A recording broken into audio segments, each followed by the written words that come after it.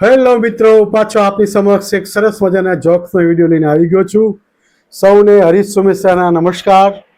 મિત્રો, હું તમને જોક્સ દ્વારા હસાવવાની કોશિશ કરી રહ્યો છું. એક વખત આપણે બધાએ ભગવાનને પ્રાર્થના કરતા હોઈએ છીએ, દરેક સુખ દુઃખના ભગવાન આપણને સાથ આપે એટલા માટે. એક દિવસ એવું બન્યું કે એક ભાઈ છે ને દરરોજ મંદિરે જાય, પ્રાર્થના કરે કે હે ભગવાન, મને તું લોટરીની ટિકિટ લગાવી દે અને મારે કરોડપતિ બની જવું છે. દરરોજ પ્રાર્થના કરે. એમ કરતાં કરતાં કરતાં કરતાં કરતાં તો સમય જતો જાય અને એ ભાઈ છેલ્લા 5 વર્ષ લગી ડેલી ભગવાનના મંદિરે જાય કે હે ભગવાન, તું મને લોટરી લગાવી દે અને કરોડપતિ બનાવી દે. અને ભગવાન પણ જોયું કે સાલું આ 5 વર્ષથી મારી પાસે માગણી કરે છે અને ભગવાન પ્રસન્ન થયા અને એ ભાઈને આવીને એક જ ઝાપટ મારી કે સાલા 5 વર્ષથી તું પ્રાર્થના કરે છે, પણ એક દિવસ તું લોટરીની ટિકિટ તો ખરીદ, તો હું લગાવડાવું ને. એક પતિ પત્નીના જીવનમાં દાંપત્ય જીવન જે વિતાવતા હોય એમાં ખટમીઠી રોજ મીઠા ઝઘડા થતા જ હોય.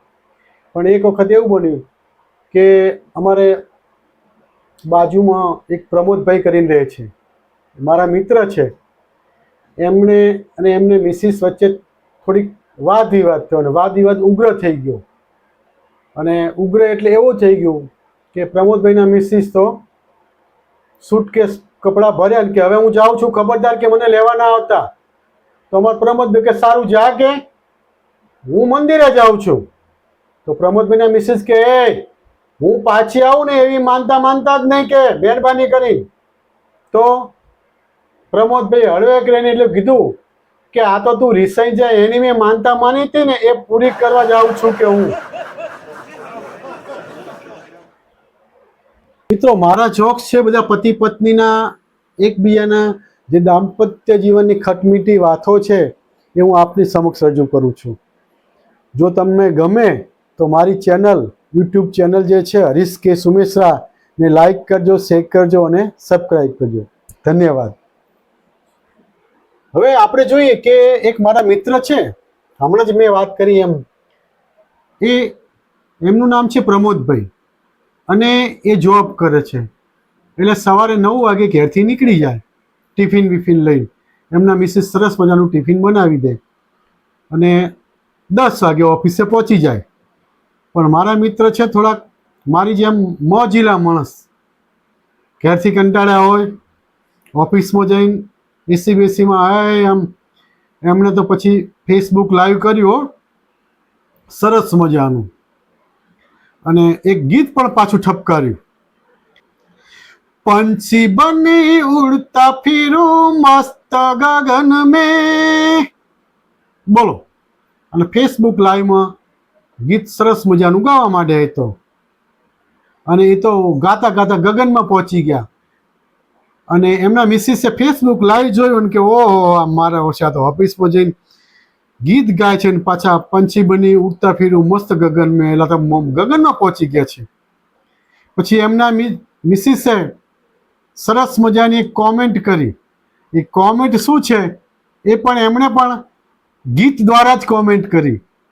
જો, એટલે આપ અત્યારે ગગનમાં છો, પણ જેવા धरती छूते ही तनिया ले आना अपने भुवन में, धरती छूते ही तनिया ले आना अपने भुवन में, वरना वरना एक ही बाल बचने नहीं दूंगी तुम्हारे चमन में, गगन से लौटते तनिया ले आना.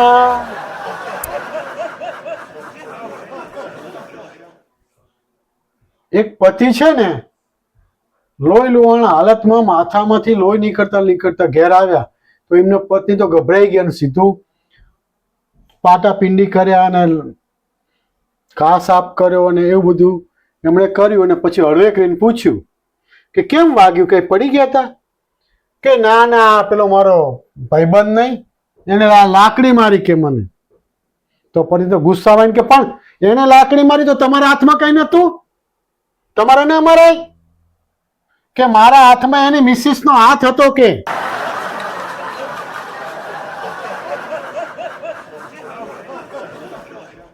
એક છોકરો અને છોકરી એકબીજાને પ્રેમ કરે અને એક વખત એ લોકો બગીચામાં મળ્યા, પણ એકબીજાને ખ્યાલ નહોતો કે એકબીજાના મમ્મી પપ્પા શું કરે છે એમ. તો પછી ધીમે ધીમે પ્રેમથી બે જણા મીઠી મીઠી વાતો કરતા અને છોકરી કે ચલ આપણે લગ્ન કરી લઈએ એમ કે,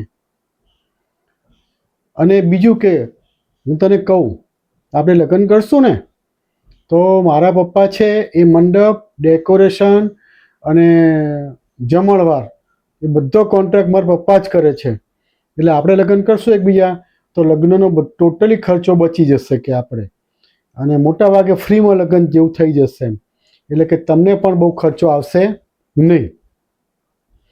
છોકરો વિચારમાં પડી ગયો અને થોડી વાર પછી કે એક વાત કહું કે જો એ રીતે આપણે બચત જ કરીને બધું લગ્ન કરવા હોય તો મારી પાસે બીજી એક મોટી બચત થાય એવી છે. કે શું? કે મારા પપ્પા છે એ વકીલ છે, છૂટાછેડાનો ખર્ચો બિલકુલ ફ્રીમાં થઈ જશે. છોકરીઓ ચર્ચા કરતી હતી એમ.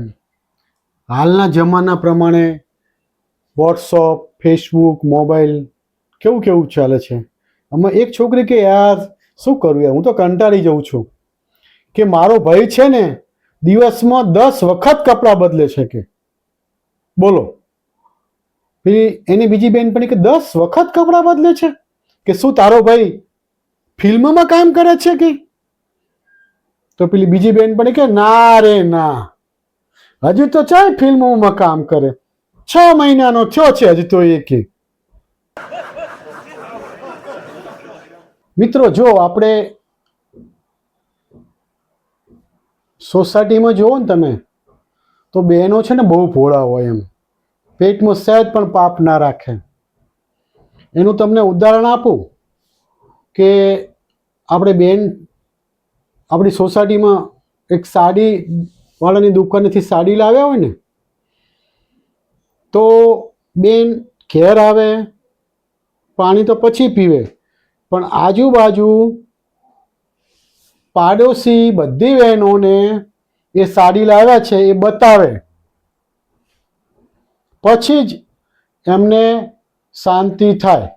અને એટલા ભોળા કે કિંમત પણ કહી દે કે જો આટલામાં જ આવી, અને દરેક જણ કોઈ બાકી ના રહેવું જોઈએ, એટલે એ એટલા ભોળા બહેનો હોય. બોલો, દરેકને સાડી બતાવી દે કે જો હું સાડી લાવી છું, સસ્તી ને સારી. અને ભાઈઓ કેવા ખબર છે?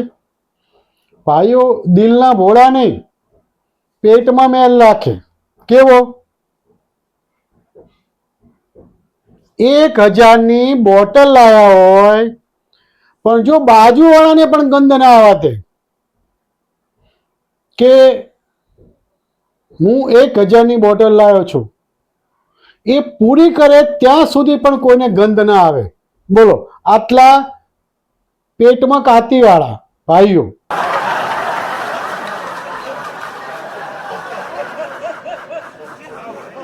એક કાકા મોટી ઉંમરના અને પણ બહુ કંજૂસ એમ, બહુ કંજૂસ એટલે બહુ કંજૂસ એમ. એટલા બધા કંજૂસ ને કે એમને કંજૂસનો એવોર્ડ પણ મળેલો એમ. અને મોટી ઉંમર થયેલા એક દિવસે મરણ પથારી પડ્યા હતા એમ, અને એમ થાય કે હવે થોડા ટાઈમમાં એમનો જીવ જતો રહેશે એમ. તો કાકાએ કીધું કે મોટો છોકરો ક્યાં છે? તો કે આ રહ્યો તમારી પલંગ જ છે. એની વહુ કે અહીંયા જ છે તમારી બાજુમાં. નાનો તો કે આ અહીંયા જ છે બાજુમાં. કે ડોસીમાં તો કે આ રહ્યા એમ.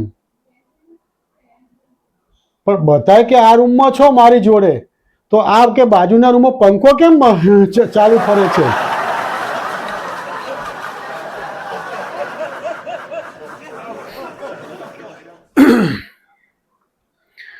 મિત્રો, આપણે અવારનવાર છાપામાં, ટીવીમાં કે મોટા મોટા વિદ્વાનો એવું કહેતા હોય છે કે હસવાથી સ્વાસ્થ્ય સારું રહે છે.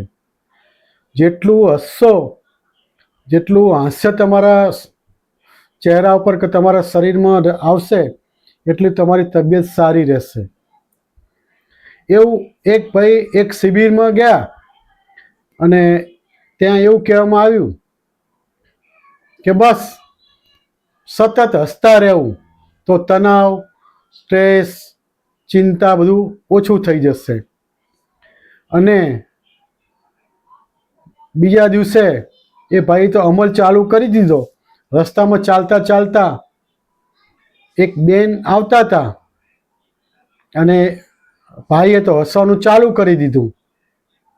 અને એ બેને જોયું કે આ ભાઈ મારી સામે હસે છે, અને છતાં પણ બેન છે ને મર્યાદાવાળા હોય, કંઈ બોલ્યા નહીં.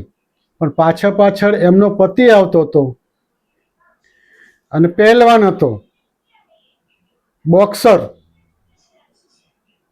ભાઈને પહેલવાનને ખ્યાલ આવી ગયો કે આ ભાઈ છે મારી પત્ની સામે હસે છે, તો એમણે થોડોક મેથી પાક આપ્યો અને ભાઈને હોસ્પિટલમાં દાખલ કરવા પડ્યા. તો બીજા દિવસે એ ભાઈના મિત્ર આવ્યા બધા હોસ્પિટલમાં ખબર કાઢવા. અને ભાઈ તો કે શું થયું તું એમ? તો પેલા ભાઈએ કીધું કે બસ કે હું બાઇક ઉપરથી પડી ગયો. એમ કે બરાબર છે, કાંઈ ચિંતા બિંતા કરતા નહીં. એમના મિત્રો એમને સલાહ આપી, બસ હસતા રહેજો. ત્યાં પેલો ભાઈ કે શું હસતા રહે, આ બધું હસવામાં જ થયું છે કે